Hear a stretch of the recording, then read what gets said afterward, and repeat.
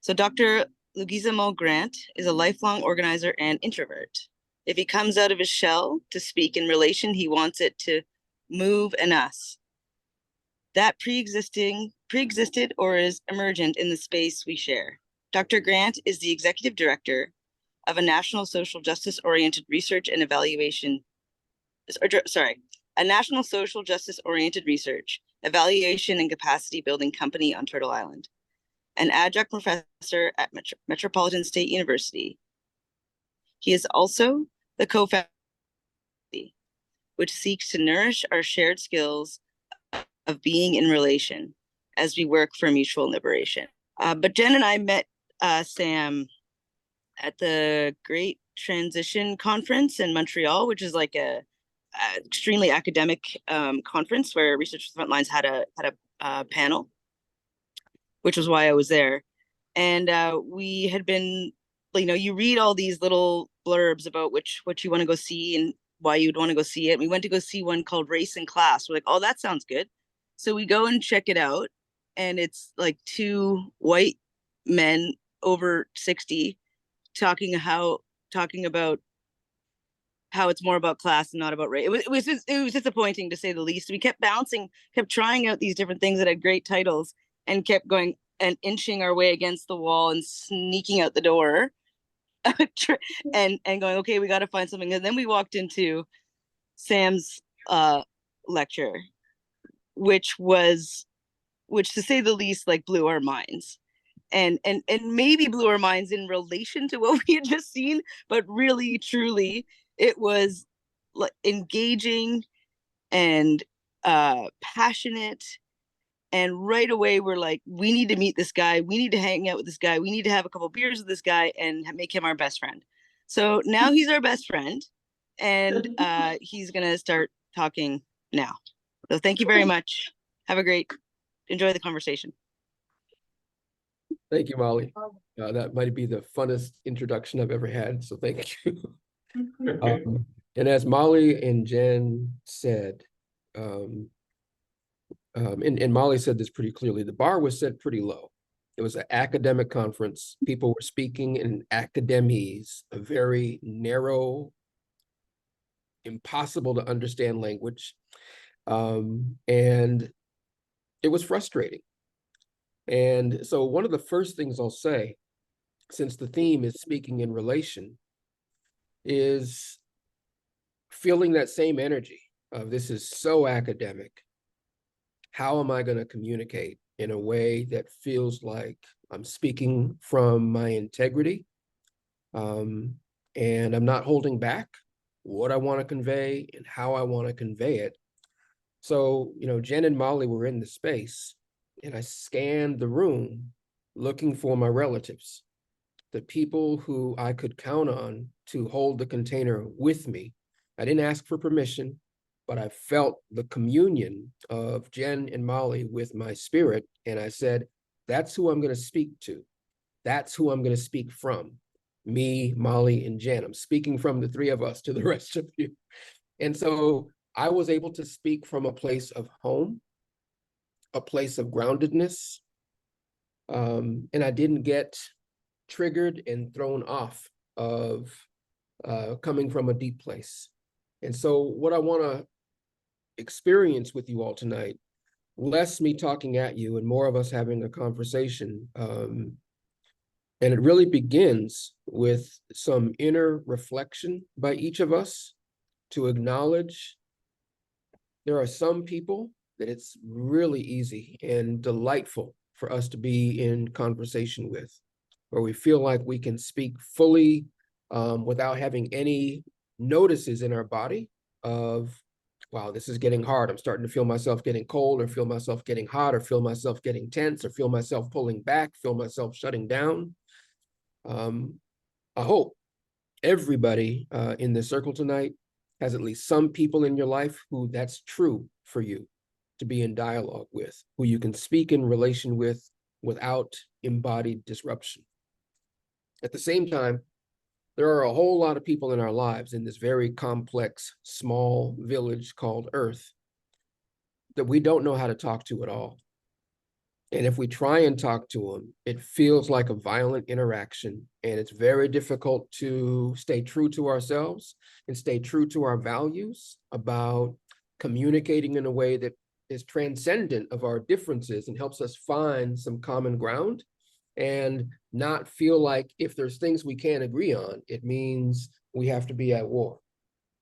So largely this work about speaking in relation is learning to recognize the principle held by indigenous people all over the planet that I've had the experience of being in circle with up to now, that we are all relatives and we have an obligation to our ancestors, to future generations, and to the people in front of us to honor the values from history, from the present, and from our vision about how do we communicate in a way that brings us into relation and makes it more possible for us to stay in relation. So I have a number of questions I want to pose to us to think about. And I know some of you are there in the room with Molly and Athena and others, and some of you are like me on Zoom. And so for this first part, there's no need for you to talk to anybody else. I want people to begin just by thinking about this first question in your own body. But before I even get there, I'm going to put a PowerPoint up that just says one introductory comment and then begins to ask a series of questions. So what I'm speaking to you all about tonight is this notion of speaking in relation. Jen and Molly asked me to talk about effective public speaking because compared to the low bar that was set at this conference, they thought, oh, Sam's an amazing speaker. I'm an introvert, not necessarily the most dynamic speaker because, I would rather just be chilling on the beach. And that's my background than talking to my two-legged relatives. But here I am, being momentarily brave. So effective public speaking can be interpreted in numerous ways. What I have noticed is that we are trained to say what we want to convey without necessarily learning how to communicate to an audience. You guys are on a university campus, and I know everybody who's ever been a student has your own history of jokes about professors and teachers talking past you, but not really communicating to you. And it being a relatively one-way conversation where they're the speaker, they're the knower, and you just have to receive and regurgitate. So speaking in relation is an exploratory, participatory dialogue and process in which we learn to notice ourselves in relationship to our audience and consider the fit, which means where it feels really good and easy, the non-fit, where it feels impossible, like I want to escape this conversation because there's no way this is going to go anywhere, to the partial fit, where, oh, there's some things I can say here, but there's a lot I have to hold back. And then how do I ever take responsibility to come back into the next level of conversation when I wasn't able to be fully heard and when I wasn't able to fully listen? So we have to think about fit, non-fit, and partial fit that we may sense in terms of who is in any space that we're speaking in. Speaking in relation has to be a form of discourse, dialogue, embodied way of communicating that comes from a deeper place in our self and in our relations than from a script. And it's not ego-based. It's really coming from a spiritual and a cultural and a relational ground.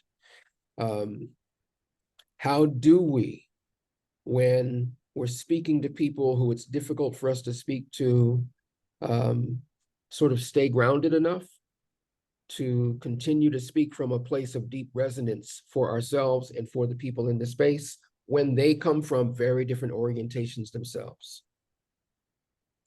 To communicate is to commune about our boundaries, about our connections, and about the space between boundaries and connections. It takes openness and it takes commitment and vulnerability and bravery to honor our own integrity and everybody who we're in space with. This means in part that to speak is to listen, to ask questions, to consider letting go of what you thought you might say in order to speak in relation. You might think this sounds hard, but I suggest that any other way of communicating generates hardness in space. speaking in relation is speaking the language of deeper democracy, which I suggest is the language we need to learn how to speak with each other if we're going to heal our relations with each other, with the planet, with the past, with the present, with the future. So having said those comments, thank you for doing your best to receive all of that. I want to move into asking you all a series of questions, but I'll do a tiny bit of storytelling about just how difficult it can be to speak in relation, because we have been trained to be divided. One of my best friends, who is now an ancestor, the revolutionary poet Kirk Washington Jr., often said, "We already know how to be divided. I want to know how we can really come together." Way back in the 1980s, I was supporting one of my best friends who was one of the founders and leaders of Ojibwe People for Justice in northern Minnesota. And they were organizing an encampment in front of tribal headquarters on the Leech Lake Nation. And, my friend Marvin called and said, "Hey, Sam, we've got this encampment going on. If you want to practice some loving solidarity, why don't you organize some food from all the food co-ops down there in the city and bring it up here, so that people can eat some good food instead of just the hot dogs we've got for them right now. We got hot dogs and potato chips. We want some healthier stuff." So I got in my pickup truck and rounded up stuff from the area co-ops, and I, rushed up to the reservation. And as soon as I got there, a person who was also a friend of my friend came charging at me, pointing his finger, very upset that I was there because he was in a Ojibwe body and he saw me, not as a relative, but he saw me as a person in a Black political body, and he read me in a very particular way as a problem. So as he came towards me, he said, "We don't want what you got. Turn around and go." And I've experienced this often enough from people in many different kinds of bodies that this does not trigger me. It did not trigger me in that moment. I can imagine many situations in which it might have, but it did not in this particular context. Because I came in relation and I knew that anybody in that circle probably was close on some level with my friend who had invited me to come. So I just very gently said, "Do you know Marvin?"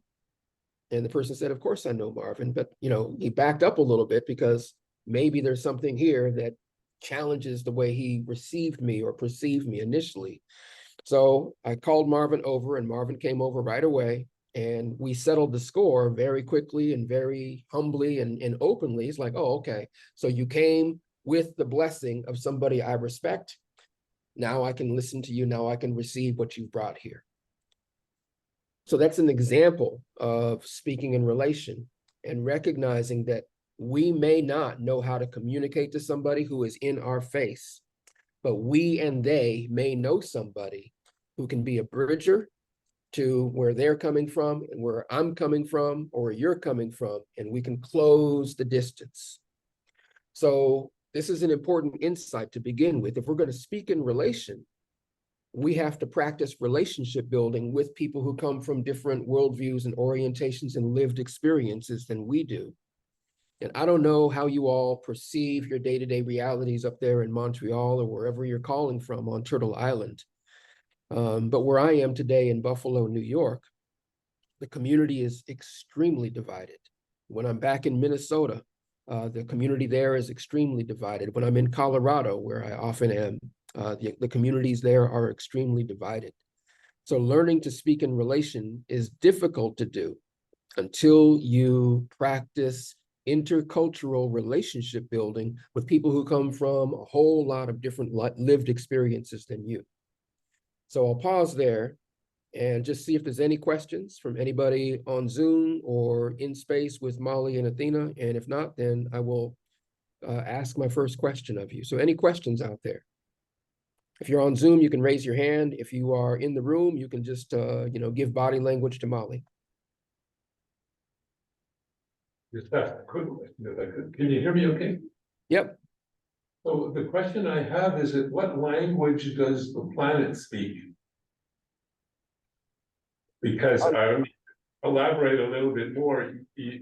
I don't know whether anybody noticed, there was quite a few forest fires in Canada. And the smoke went all over the place. There have been huge leaks of oil and gas. There have been forest fires.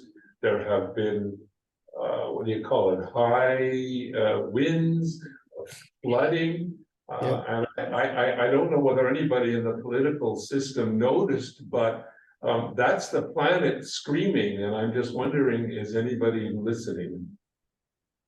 Great question. And this may be too simplistic an answer for you, but I'll offer it with love regardless. There are about 470 million indigenous people on the planet, and that's probably an undercount, that live in close relation with the largest remaining stores of biodiversity on the planet. And if you dialogue with people who still hold their indigenous language and still hold their sacred relationship with all of life, what they will say to you as an answer to the question is, we are speaking in relation with the planet. The planet is speaking to us. We are in communion and active daily moment-to-moment dialogue with the planet. Evidence of this, if you look at the languages of indigenous people, whereas, we have one word for snow, right? But they may have 600 words for it based on a whole range of different kinds of conditions and contexts. So we have people who have been speaking in relation to the earth and also doing their best to speak in relation to the rest of us. And too much of the people on the planet have been refusing to listen to the earth or listen to the people who are closely related to the earth and in communion with the earth. And that's a practice of ecocide and genocide in terms of how they correlate with each other. So one of the requests in terms of this, dialogue of speaking in relation is to encourage each one of us to learn how to communicate with the planet, which means we're listening. And it also means that we're speaking. We're engaging in an active dialogue with Mother Earth, or whatever we may choose to call her, on a moment-to-moment basis, and treating that communion as something that's not just material, treating that as something that's spiritual and sacred, and something that we're in total awe of, and recognizing that it's our objective to listen, learn, and follow her leadership, as opposed to impose and try and assert power and control.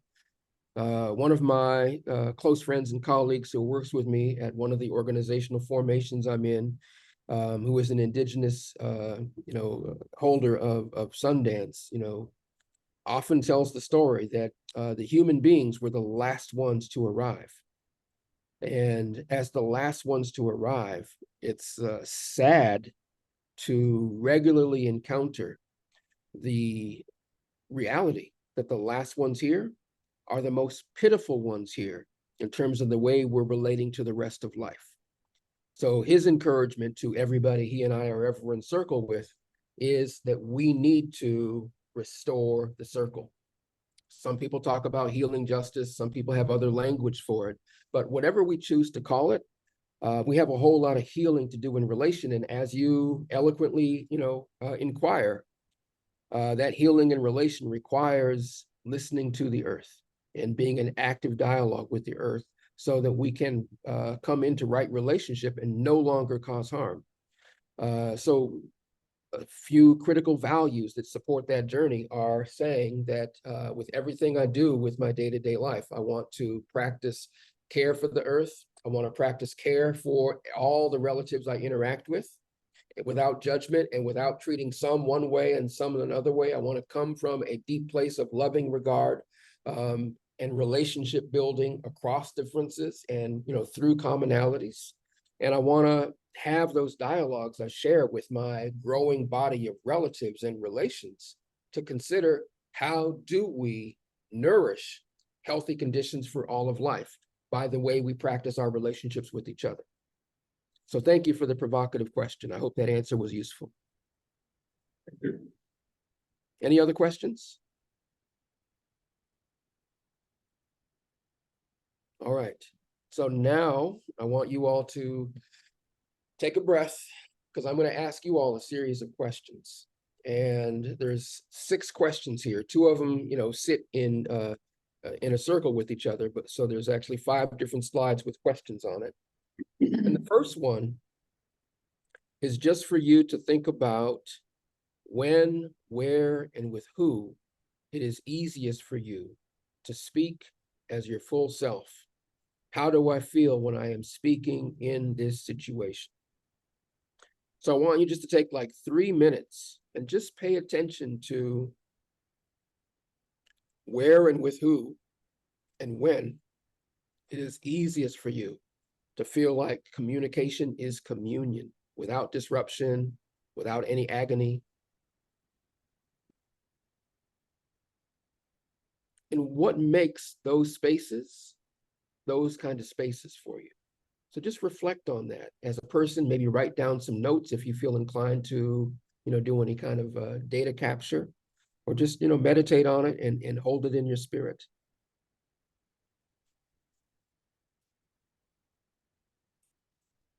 I'm just going to count to 90 silently while you do the work.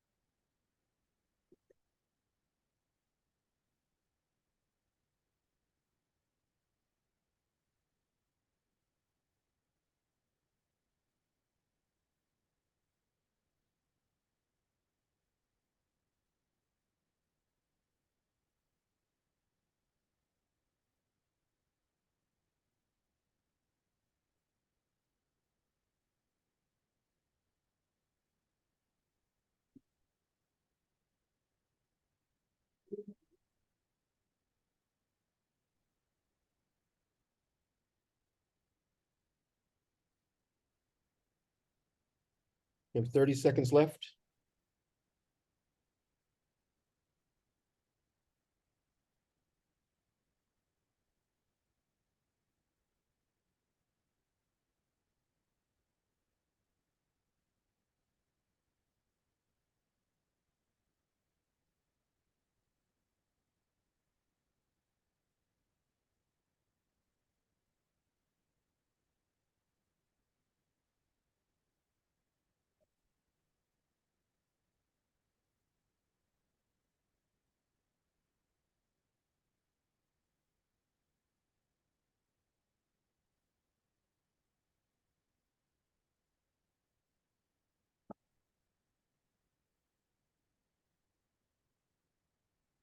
All right, we have approached time.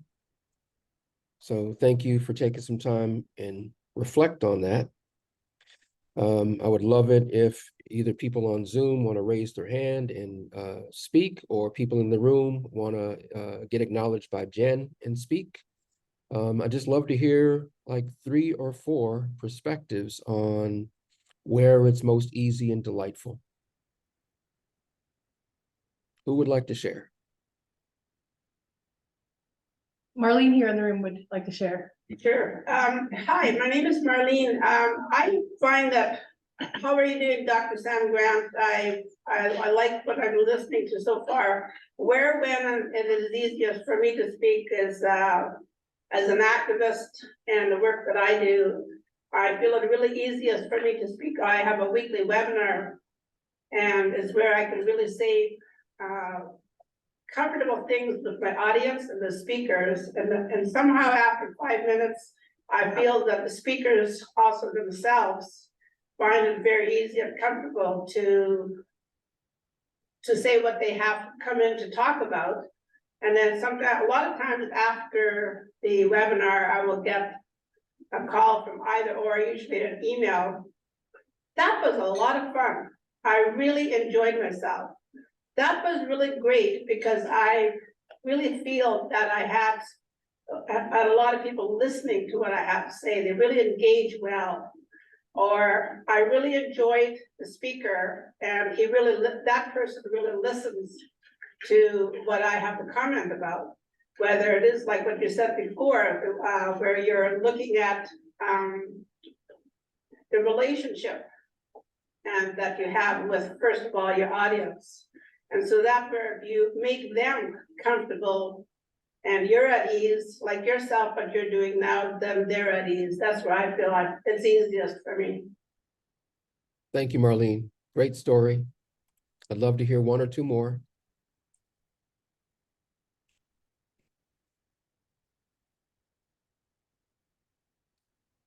Anyone on Zoom want to speak up? Yeah, because I have the screen share up, I can't see if people are raising their hands, Jen or Molly. Yeah, neither can I. I can't see either. I'll share, Sam. I was Okay. thinking how I feel most at ease when I'm talking to my partner, Nico, sweetest guy in the world. And I was noticing that I feel so comfortable and calm with him because I actually don't have to talk. Or I can, but I don't have to. Like, it feels very unforced, unnecessary. And then when I do talk, it's calm, slow, funny, and I have no fear that he's judging me. And so, yeah, and that made me think about what it would be like to feel that calm when speaking publicly or speaking with people I knew less well or while teaching. So thank you for that. That was interesting to think about. Yeah, so one thing I want people to pay attention to is there's actually a feeling in your body when you are at total ease. And so one of the things to invite in your body is, once you notice what it looks like and feels like to be at ease, when you are not speaking in a delightful context and it's just easy, like enjoying the ocean breeze or the feeling of wind blowing through your hair. Obviously, I don't know that feeling because I don't have any hair anymore. But you can call back up that sense of ease in your body in moments when it's not easy. And it actually makes it a little bit easier. So I'll share one story, from this particular context, kind of braiding into the next question I want to ask you. I was very, very, very, very upset with my teenage daughter. And I was also very concerned about decisions she was making. And I was taking it personally, like there must be something as a father that I am clearly failing at that's making me feel like I can't just have the kind of easy, open, vulnerable, co-vulnerable dialogue with my daughter about these tough things that we need to talk about. And I remembered a lesson that I got from a colleague of mine who trains or works with dogs that have experienced significant trauma.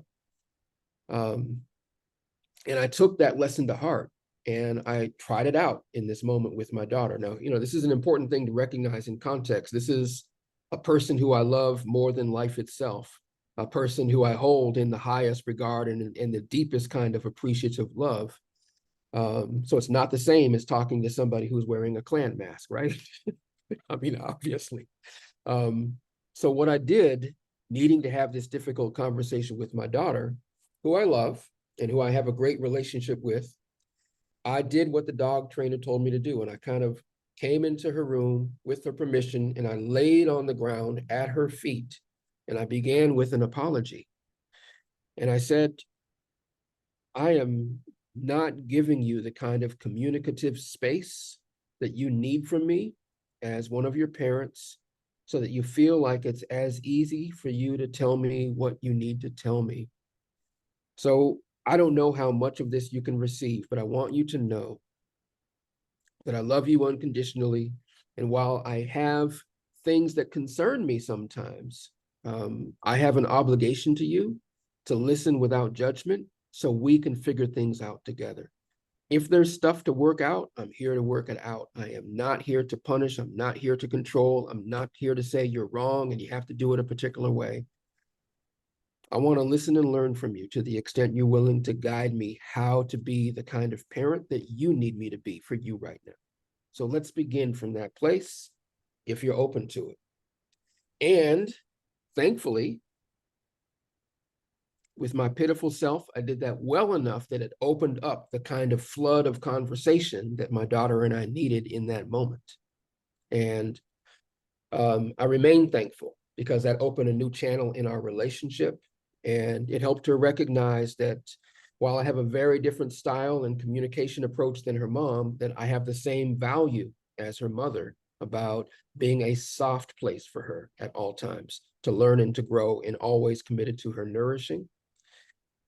Now I'm going to switch to a whole nother scenario. I'm going to take a moment to breathe before I do it because, trigger warning, this is going into a very, very different kind of terrain. Back in 1988, so this is, many years ago, the police department, close to where I lived, did a training mission. And they were using for the first time this new device during the crack cocaine epidemic. And it says right on the box that the device is in, it's a thunder flash stun grenade. It says, do not use without the police department, without the fire department present. So it's a training mission. They have 80 police officers here from all over the state of Minnesota, but they didn't read the box before they began the training. They throw the thunder flash stun grenade into the fourplex, a 4-unit apartment complex, and the apartment complex catches on fire. And it's late at night, and there's a senior citizen couple that does not effectively escape, and they perish in the fire.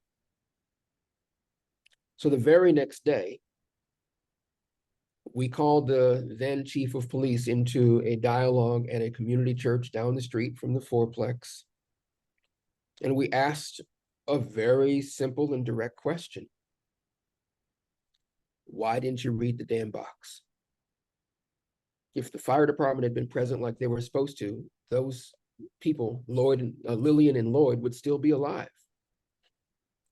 And the police officer, the police chief, got red in the face, and he jumped up and said very quickly and bluntly, the people in the community called us to respond to the crack cocaine epidemic, and we responded. You called us, and we came. So like no remorse, no acknowledgement that lives were unnecessarily lost as a result of the hands of police during a training mission of all things. So it's like setting conditions for this pattern to continue. And, where are we now? Not this many years after the George Floyd uprising, which was in that same community, in South Minneapolis instead of in North Minneapolis. So several of us shooed the police chief out of the facility right away. And then we just turned to each other and we had a dialogue with each other about, okay, we can't have an open conversation with the chief of police. That's a serious problem. How are we going to correct it? We came to the conclusion that one thing to do to correct it was to organize and create a civilian review authority in our community, a community of people who would work with the police department to share notes on what was perceived as appropriate or not appropriate by our communities. After years of struggle, the Civilian Review Authority was approved, but it was approved with the majority of votes being controlled by the police. So what's the result at the end of the day? It didn't have any real enforcement power. So this was speaking in non-relation.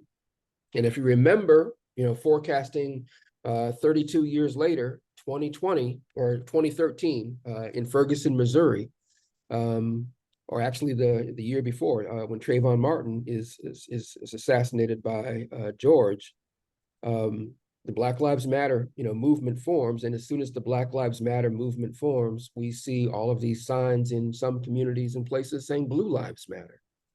And, 11, 12 years later, there's still this active debate about whose lives matter more, which is a ridiculous conversation to be having, because all lives matter. To say Black Lives Matter is to say our lives in these Black bodies that you treat as invisible or dangerous, we matter too. Can you hear that? Can you listen to that? Can you accept that? Can you love that?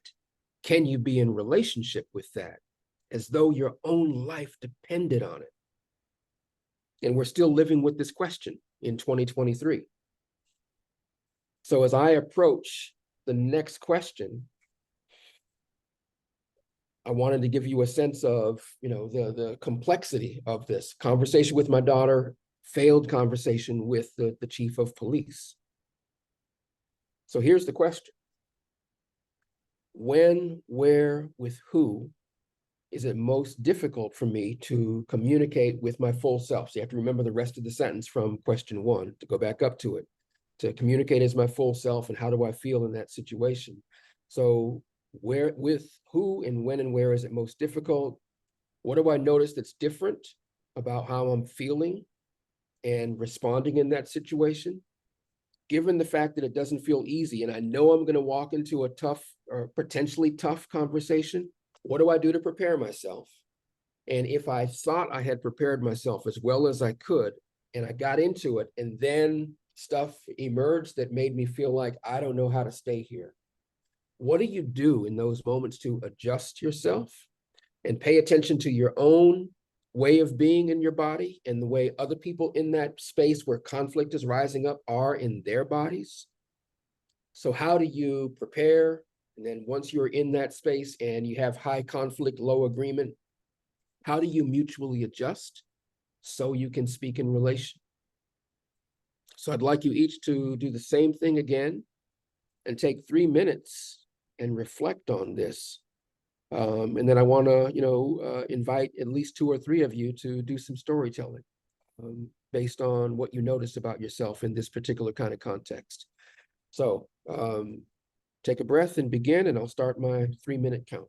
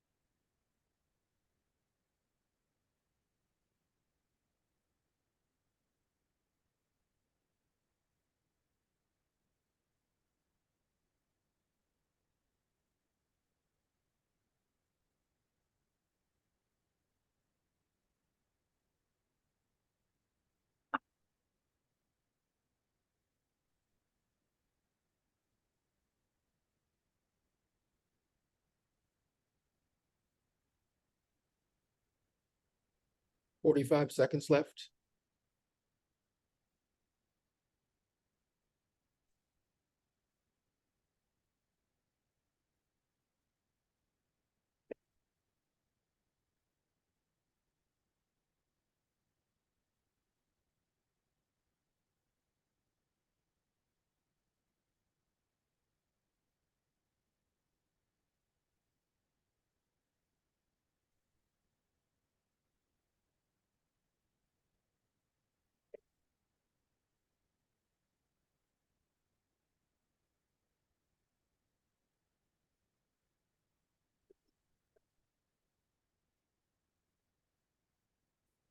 All right.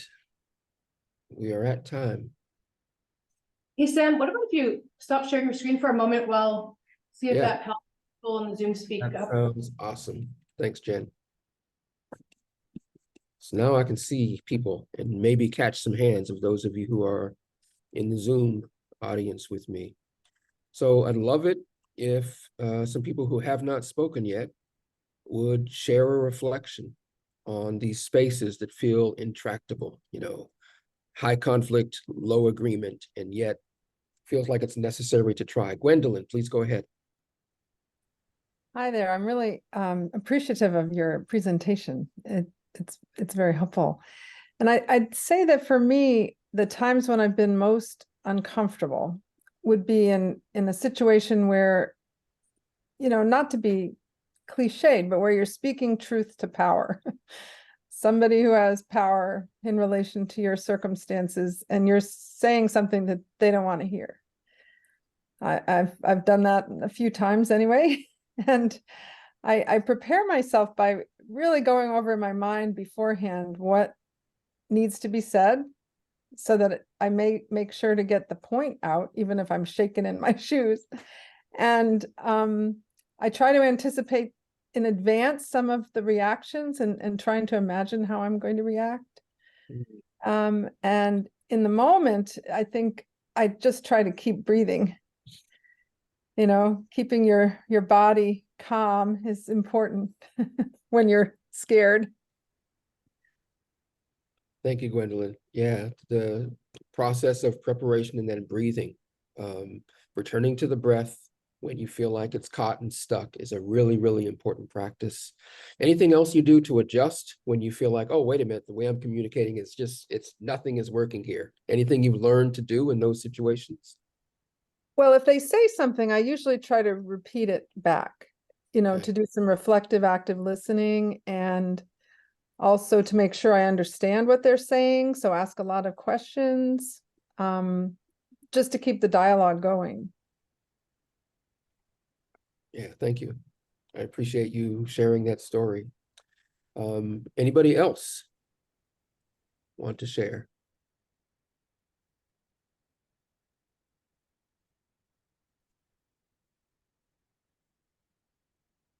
And I can still do it. Sam, Marlene's open to sharing again. Okay, well, it looks like Danielle maybe was about to speak. Danielle, are you about to share? Good. Danielle, Oh, I could, sure. I'm outside. I don't know how well you can hear me, but I hear you I great. did, yeah, okay. I did have I kind of had, it was more of a question than a reflection about the asking of questions. A question about questions, because I was in the scenario I was imagining. I was thinking how definitely one of my strategies is to ask questions, and there's different ways I ask questions, and I ask questions when I feel in relation to the person I'm speaking to, but I also ask them kind of defensively or protectively of myself when I don't feel in relation. And I was thinking a bit about how the asking of questions can be sometimes like, I don't think it's about calming, like I don't think it works to calm me down. It's really just self-protection. I don't know, it's stalling maybe. I don't know. I wanted to hear more thoughts about the asking of questions, because I know that there's obviously a lot of power in asking questions, and sometimes I make use of that power in a way that's not actually necessarily grounding me. I think I'm thinking that it's more like a stalling than an entering and being present. Thank you, Danielle. That is a great self-reflection. And I think it's probably useful to everybody here. because there is a very significant difference between asking a question as self-protection or asking a question as invitation to relationship. And the point of speaking in relation is not to retreat to this, but it's to come here. And so one way to sort of facilitate the braid, Danielle, is to start from what's true for you. And so the way you can communicate is to say, I want to ask a question and I'm feeling like I'm pulling away as I'm asking, and I'd rather be able to ask it. Can I just ask you a question that really just comes from maybe a defensive place, but I kind of like need to start from there. Are you open to receiving that from me? Because I'm stuck there. Can we make space for that together? And some people will say, hell no, Danielle. And they might say, oh, I'm sorry that you're feeling defensive. Please. So that's something to check out. And I appreciate it because I'll use a metaphor of a generative posture. When you are practicing being generative, there's this back and forth, giving and receiving, as opposed to blocking or swiping, taking. So these are two behaviors of Western culture: taking and then sort of defending and protecting all of the privileges that you don't want to let go of. And so if we're going to come into relation, it's not necessarily all that easy. We have stuff we want to protect and stuff we don't want to open ourselves to. So one great story, well, not a great story, a really painful story, is tell the story of Alice Walker, who was a good friend of my mother's. Alice Walker was really disturbed, like a lot of relatives, about patterns and practices in cultures that are very patriarchal and have practices that we love to live in a world where those practices didn't happen. And so for her, that particular issue was clitoridectomy, on the African continent. And she asserted a position and then later came to soften her position and do a lot of listening to people about, well, where are you coming from and why is it that women are defending this practice? Some women are defending this practice. So she started from a different place with humility, and then she saw the complexity of that reality. Doesn't mean she changed her position, but she was able to soften her perspective enough that she could be in dialogue about the reality of why this is happening, how this is happening, where this is happening, where people are adapting to it, and under what conditions this doesn't happen, for some girls and some women. And so it's just a process she had to go through around learning there. That's a really tough example, Danielle, but nonetheless, it's the worst one that came. So thanks for your great question. I see Molly has her hand up. Go ahead, Molly.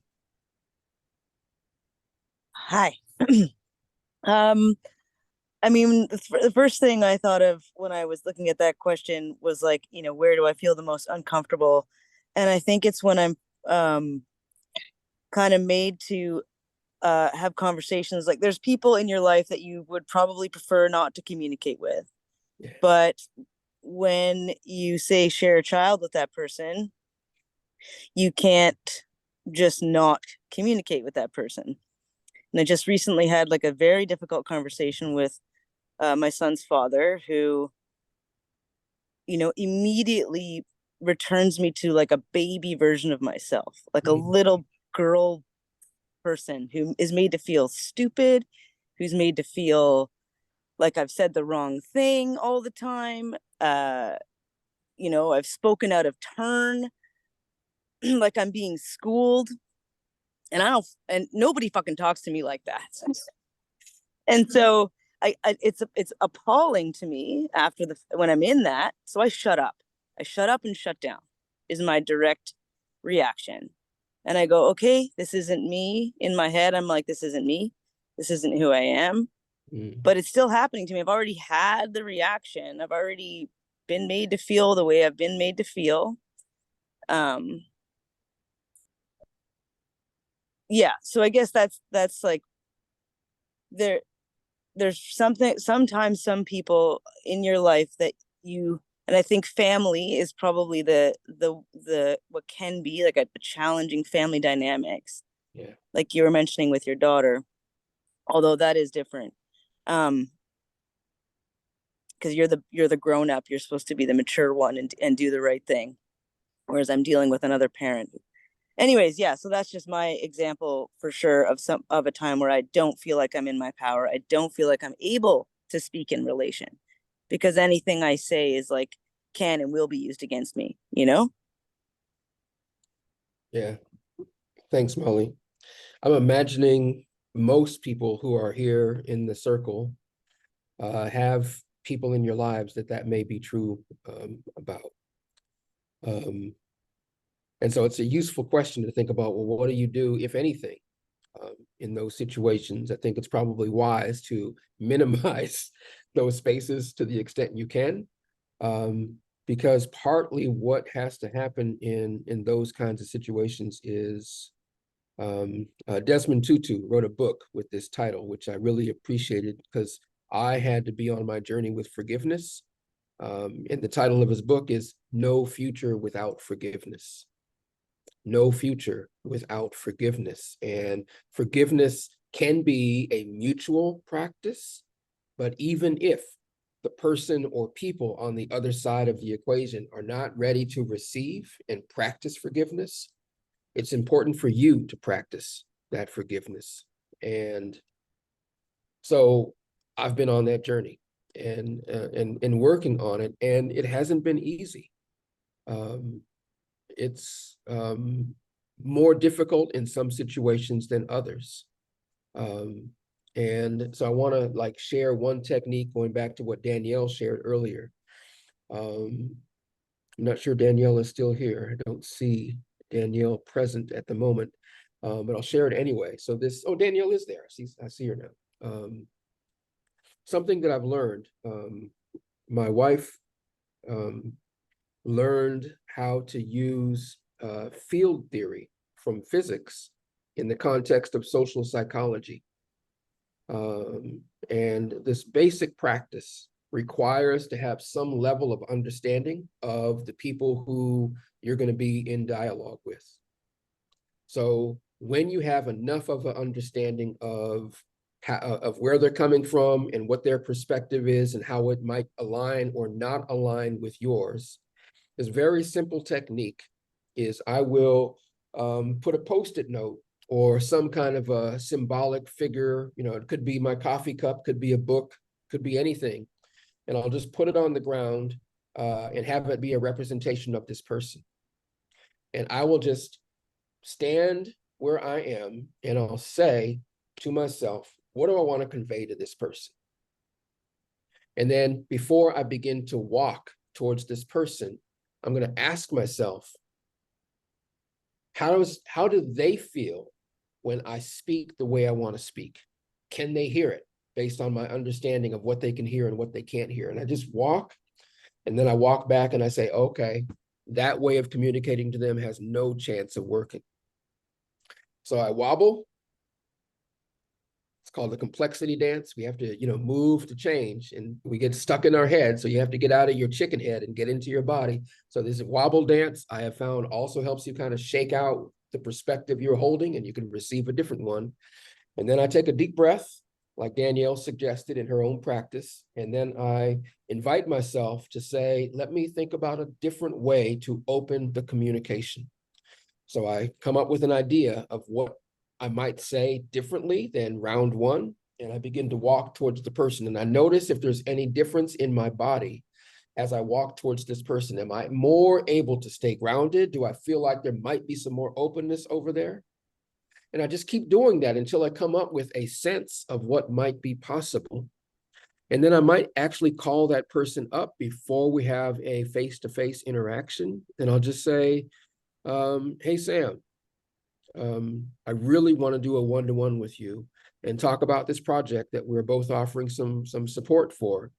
And I want to figure out how we can maybe be enough on the same page that we don't distract the project from what it's trying to do. Are you willing to have a conversation with me from that place? And, 9 times out of 10, somebody with that kind of a request is going to say, okay, I'll give that a shot. And at least there's an openness to try. So taking that lesson from my wife about playing with, field theory from physics and bring it into social psychology, I have found that practice often makes a difference. And the practice I just mentioned of actually calling people not to have an interaction, but calling people before an interaction to actually set it up, to prepare myself for the interaction and also to prepare them for the interaction. And I do the same thing if I'm the facilitator and I don't have any conflict or don't know that I have any conflict with people in the space. If 30 people are coming to a convening I'm facilitating, I or my team will call each of them and say, we're glad that you want to come. We want you to understand the kind of things that might surface in the space. And we want to invite you to think about, feel into, and prepare yourself for differences that might manifest in the room that might be tough for you to hold. And we want to invite you to call on us, and we'll try and set up a support infrastructure. So if something feels like it was so hot for you, it threw you off of your capacity to stay in the dialogue, we want to have a way to support you outside the dialogue, catch your breath, and then come back in. Because your perspective does matter. And somebody might say something in a way that makes you feel like your perspective is being canceled, your presence is being made invisible, and we want you to feel included. We want your perspective, we want your body, we want your presence, we want your truth as you can convey it in the room. Are you willing to trust us as an accomplice to you, to stay grounded in the space? So those practices I have found often make a very significant difference. It's also true that I don't always have the time to offer that to people. Sometimes there's a time warp and stuff is happening and it's moving really fast and there is no space for it. But I'll say one more thing before I come back to inviting other perspectives. That same story I told you at the beginning about going in support of Ojibwe People for Justice. In that same time space, we recognized that there was not a porta potty. There was not a place for people to go to the bathroom, and the tribal headquarters was locked, so people couldn't get in and use the bathroom there. So I called a friend of mine on the next reservation, not that many miles away, about an hour and a half away. And they had a porta potty there. So I got in my pickup truck and I drove over there to get it and picked it up. And, this is back before we knew that, driving gas guzzling trucks had a terrible impact on the climate. So it wasn't in my consciousness at this particular moment. And I'm very merrily driving down the highway. It's a dirt road at 100 miles an hour with this porta potty in the back, and it gets caught by the wind because I'm going so fast, and it actually gets lifted up and it falls out and bounces all around on the road and on the side of the road. So I have to, stop and pull over and go and back up to it and get it lifted back up onto my truck and get it there.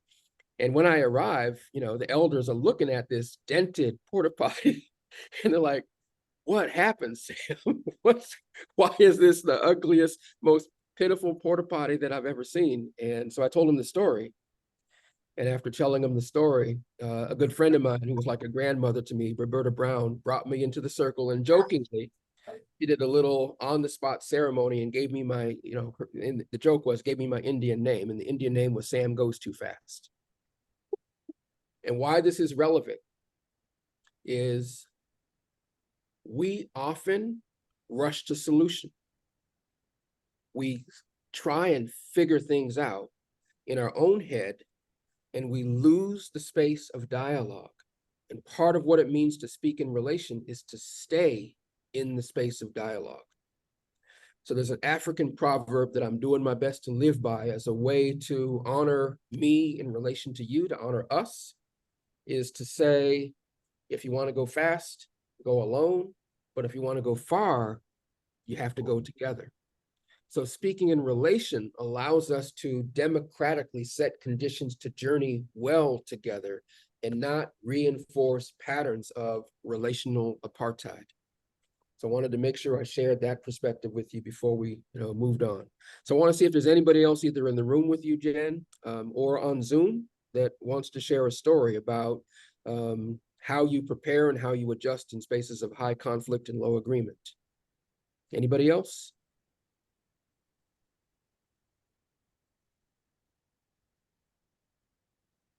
Oh, yeah, we got someone in the room. Go ahead. Okay. Also found that sometimes, as everyone said that, Can you hear? can you hear me? Come a little closer to the mic. It's hard to catch everything you're saying. Perfect, yeah, they're coming.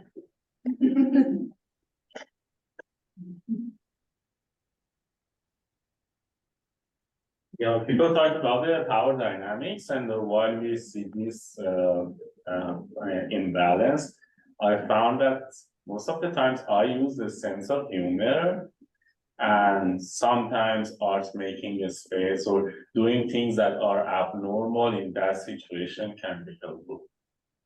Can you give us an example? Can you give us an example before you go back? Give us an example of how you did that. And most of the times I escape from those situations. Yeah. Yeah, I still have issues with my parents, and yeah, and the only way that I can communicate with them, just making some jokes that is about the situation and just saying my words the other way. Totally. Yeah, thank you for sharing. I think many people have heard that laughter is medicine. And while it may not make it easier to communicate what you want to communicate, it at least softens the energy in space. And it means when you can get people to laugh with you, even when there's significant conflict, at least you have softened the energy, so you haven't caused the same level of relational disrepair by virtue of being party to the rising up of some conflict energy. It sort of softens it back down. So there's really something powerful about honoring laughter as a medicine. And so in that particular story, I might do something like that, and I have done that as well in many cases. And then I'll go back and I'll think about what's the next thing to do in that conversation. I mean, I have many people who feel like they have a more open kind of political orientation, that the hardest time of the year for them is around the holidays when they go back to their family, and they may feel like their family's on a whole other kind of spectrum from where they are in terms of politics. And they feel like they can't be their full self in the places where they were raised. That's painful and too common of a reality. But we only have a few minutes left, so I don't want to dwell there. I want to, at least raise some other questions that I want people to think about, even though we don't have necessarily enough time to dig deeply into these questions like we have the ones before. But here are the next two questions. And again, there's 6 questions, so maybe I'll just show all of the questions to you so you can hold all of the 6. But here's questions 3 and 4. What insights do I draw about myself and about the world we are living in, that it is normal that we have situations in which it's not easy and sometimes feels impossible to speak transparently, openly, honestly? Do we believe a world is possible when we can communicate openly, honestly, and fully, even when we are in situations of high conflict and low agreement? This is an important question about the past, the present, and the future. I think it was Ward Churchill who said, and I'm paraphrasing it badly, but democracy sucks, but it's better than any alternative we have at the present.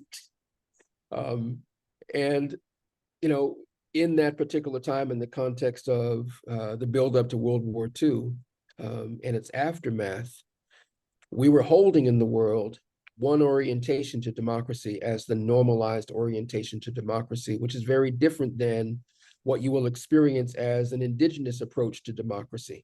If you sit in an indigenous community where there's a traditional decision-making environment that's much more participatory, requires a much higher level of vulnerability and an openness to learn with humility in the conversation.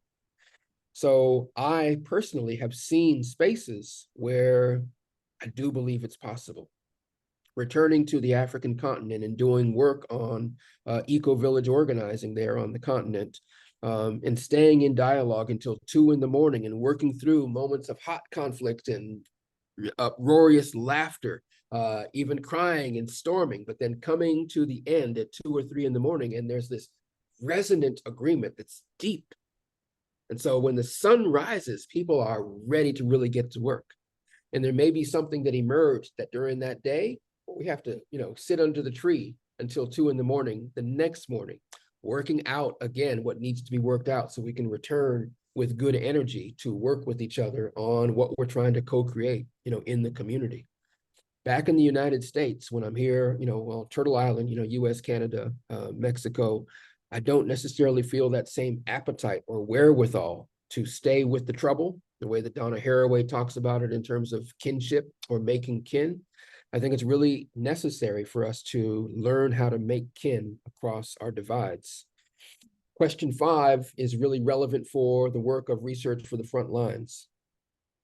You're speaking in relation to people who are working on complex challenges: food sovereignty, land justice, indigenous justice, climate justice, and other necessary forms of justice. And as people who are highly trained in the academy, sometimes you get caught in being an expert when you're not an expert.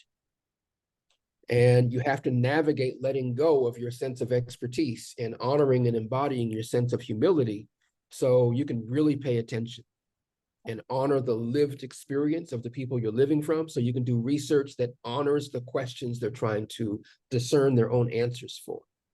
There's techniques and strategies and processes and layers of healing that we each have to do in order to be able to be in that kind of a space and to hold ourselves in that relation well. And I'm sure that as you work with Jen and Molly and everybody who's part of research for the front lines, you're all working on building those practices on a day-to-day basis and strengthening them over time and also strengthening each other. And the final question is really getting at, as we discern what the people on the front lines want to communicate to the world, how do we navigate the complexities of the layers of open, or the levels of openness to hear these questions? Because there's a whole lot of people who have drawn a line in the sand and have just sort of said, if you talk to me about this, we can't even begin a conversation. So, in one of the projects I've been working on for a long time, and many of you, in this space are also working on this, which is the climate crisis. There's a lot of people of a strongly conservative orientation, as they put it, which is an interesting, spin on being conservative, to not honor that the basis of your existence is the earth and to not be in communication with the earth, who say any conversation that includes the word climate is a non-starter. So how do you have a conversation about the climate in a way that gets people who are totally resistant to begin there, to find a place to begin with you? If we're going to communicate out to broader constituencies, how do we do that? I mean, one obvious thing to do is begin with the people who it's easiest to communicate to and build that wavelength of the people who are in high agreement. And then go out from that base to the people who are sitting on the fence, but are a little bit easier to move. So you're building a growing coalition. And as your coalition gets closer to that edge that you don't know how to speak to, then you ask this important question: who among you here in the circle who understand how critical this is right now feels like you have deep enough relations with people who are refusing to be in this conversation with us that you can be a conversation starter on our behalf? Wow. You find the people who can do that and you support them in doing that, and you take in lessons from where it gets hard for them, and then you bring them back into the safe circle and you have dialogues around what did you notice as you attempted that conversation. And then people who are trying it are actually doing peer coaching with each other, and then they're learning techniques to adapt and go back and try again. So you upgrade your preparation protocol, and you upgrade your way of doing the adjustment in live time with people, and you keep coming back to the circle of people who are trying to figure this out with you, and then you keep going back. So it's this back and forth.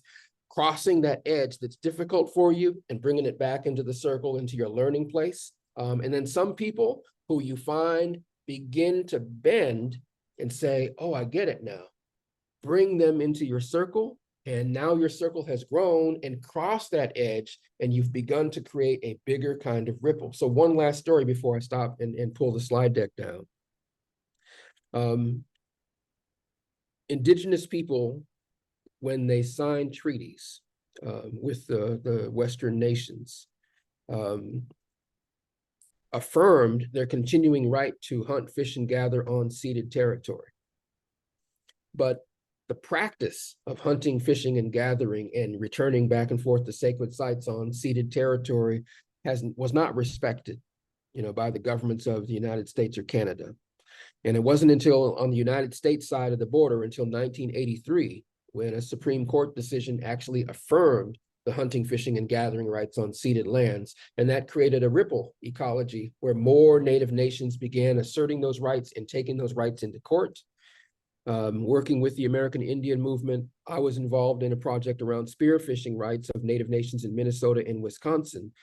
And one of our techniques was to train a whole lot of people in white bodies to go and form a line for the spearfishers when they went, from their house, down to the boat landing, to give them a space of protection, and to turn around and to face their friends and relatives who were oppositional to Indigenous people practicing their inherent rights. And they had T-shirts on, and the T-shirts that were made for them, they showed the fish catch taken by the Native nations, and it showed the fish catch taken by the anglers. So there's one particular year, I think it was 1991, Native spearfishers took 14,000 walleye from these lakes in Wisconsin, and the anglers took 673,000 walleye. It's a big difference. And then they also gave people copies of the handbook from the Great Lakes Indian Fish and Wildlife Commission that talked about the rigorous process that the spearfishers working in partnership with the Great Lakes Indian Fish and Wildlife Commission went through to practice a healthy protocol to ensure a sustainable harvest yield of walleye on a year-to-year basis, because it's critical to the food sovereignty objectives of the Native nation. So the combination of having the book, having the T-shirt, and having people who look like the people who were protesting the inherent rights of Indigenous people got many people, not just a few, but many of the people who had come to the boat landings to prevent the practice of this inherent right, got red in the face with embarrassment and appreciation, hearing for the first time a perspective that they had not been ready to receive. And they said, I'm embarrassed. I'm going to turn around and go home. I am not going to come back to the boat landing. And if any of the people in my network are trying to come down here, I will try and stop them to the best of my ability, because this is embarrassing and it's wrong, and I'm not going to be a part of it anymore. So I have seen examples of people who we might believe, oh, they're never going to get it, they're never going to come our way. I've seen it happen very often that people will and people do. So I think part of the practice of speaking in relation is to not give up on each other. And with that, I'll just sort of stop speaking at you and see if there's any closing questions or comments, either by people on Zoom or people in the room with you, Jen. I have one quick question if I could. Can we just see if anyone who hasn't spoken has a question or comment? Anyone on Zoom or in the room who hasn't spoken, want to ask a question or maybe comment to Sam? Yeah, I'd love to hear from some of you who haven't spoken yet. Please share. It takes all of us. I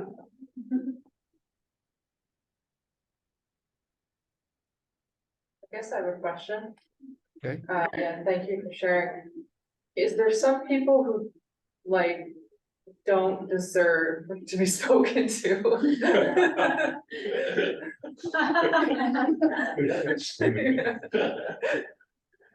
Yeah, I mean, if we go back to the story that Molly shared, that might be one of those kind of people who doesn't deserve to be spoken to, but nonetheless, because they share a child, it's necessary to have the conversation.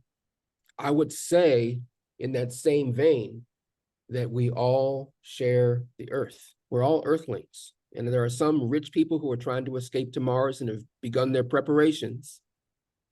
But for those of us who don't have the luxury of considering leaving, this is what we've got. And everybody who is here is non-excludable. So it's important to figure out how to communicate across the divides that have been socially constructed. And I just have to, emphasize that the divides we feel are intractable are socially constructed. And the way that Paulo Freire in Pedagogy of the Oppressed talked about this, all of these things that we are divided by were created by human beings. And because they were created by human beings, they can also be changed by human beings. So using a education for liberation or dialogue for liberation, we can actually heal the divides. And as difficult as it is with some people, and I certainly have some people in my life to, honor and respect the question and where it's coming from, that I still have a really hard time, speaking to. So that's what I'll say. Nicholas, go ahead. Everyone, I'm getting over a mild cold. That's why I unfortunately wasn't in person there. Still lovely to see you all an owl.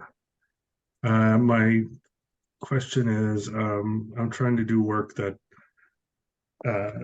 does across different movements, most of the ones you've mentioned, but also the environmental movement, which, to put it bluntly, is mostly Western colonizers just becoming aware because now their farms are burning that climate change is real. And in being in relation with the original people of the land, for some of us, it's a bit easier because we get the privilege of being in relation with and being accepted.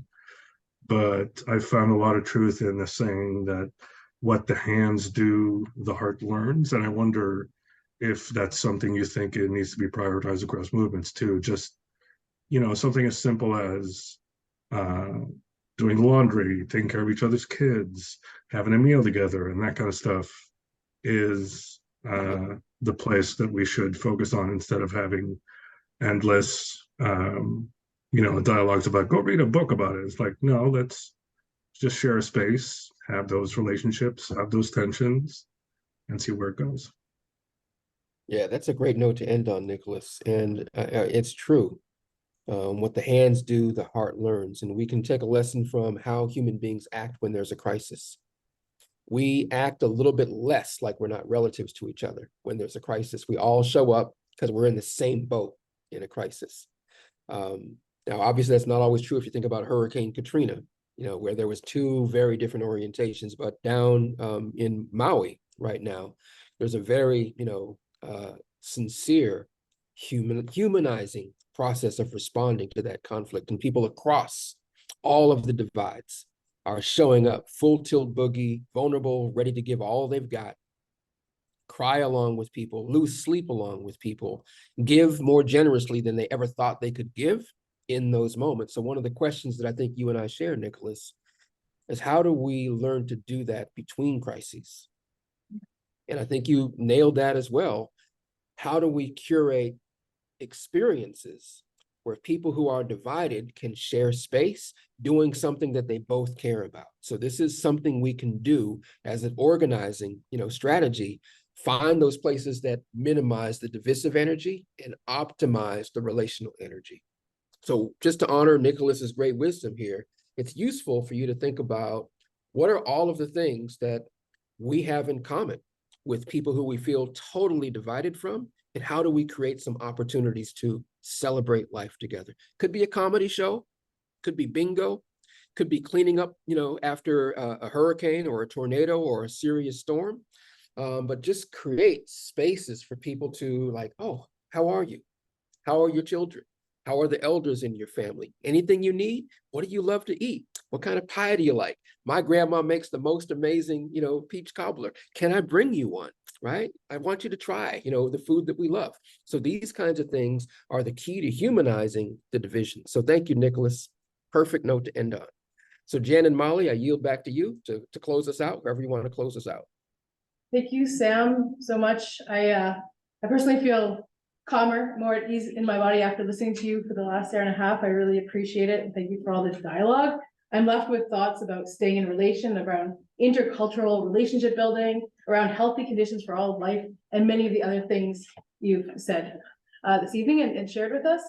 And I want to share with others that Sam's going to be back in 2 months for another research for the frontline training in dialogue with Ken Manuel, a Secwepemc land defender, and they're going to be talking about the intersections between Black and Indigenous liberation. So that's in 2 trainings from now. It'll be October. It'll again be in this space as well as hybrid with Zoom. So we're going to see Sam again. I also want to take a moment to thank a couple of the other partners besides SHIFT and the Social Justice Center that I didn't mention at the beginning. One is the Laboratory for Engaged Research at University of Ottawa. They also contributed to making this happen. And so did the Climate Justice Organizing Hub. Our good old friends there have also contributed and who also have folks that have shown up tonight to learn. And I just feel it's been really important to have this particular training, Sam, because I think this particular culture has not set us up with the relational skills we need to build strong enough movements and to be resilient in the face of the climate crisis. So I feel like you have given us a lot of inspiration about what's possible and a lot of concrete skills and ways of reflecting on what we are capable of in staying in relation. So thank you so much. And anyone who's in the room today, feel free to stick around and snack and mingle. And the folks on Zoom, feel free to check out our website where we're going to be posting the recording of this in case you want to share it with others, maybe people that you want to communicate with better, or your friends and family, or you want to watch it again. That'll be on the Research for the Frontlines website, the resources and training page. And also, if anyone here is interested in getting involved, we're always looking for new volunteers. If you have research skills and you want to put your time and energy into supporting frontline struggles for environmental and climate justice, feel free to sign up. We have a sign up page on the homepage of the website. So that's enough from me. Thank you so much, Sam. One question, Jen, Yeah. before I go. So I want to just say this is something that I learned from one of the Indigenous elders who helped to heal me at a moment when I was burning up and just felt like I just need to burn some shit down. And he said, to me that, instead of moving from rage, whatever you need to move from, ground it in love. And let love be the energy that holds whatever other energy you want to work with. And tomorrow, I have to do a dialogue with people on the ground here in Buffalo, New York, about how do we practice community governance better. And because Athena, I think was her name, who spoke about SHIFT, mentioned that that's core to the practices of SHIFT. Beyond what's on the website of SHIFT, I wanted to know if Athena or anybody else who's part of the SHIFT network had any other materials you wanted to send my way that I can consume this evening before I go into my dream state to help me prepare for this exact conversation I have to have all day long tomorrow on community governance in Buffalo, New York. Yes, of course. I'll happily send some documents your way. Thank you very much. Many blessings, family. Oh, and the thing I'll say that the elder taught me, once I have been in circle with you, you are now part of my extended family. And I'm obligated to pay attention to you and to nourish whatever dreams you hold about the world you wish to see, and practice communion with you around the world I wish to see and bring those together. So Jen and Molly know how to follow up with me. If any of you feel like you want to reach out and be in dialogue around how our paths can cross again, I'm actually obligated to that now. So thank you. Nice to meet my broader family, and have a blessed evening.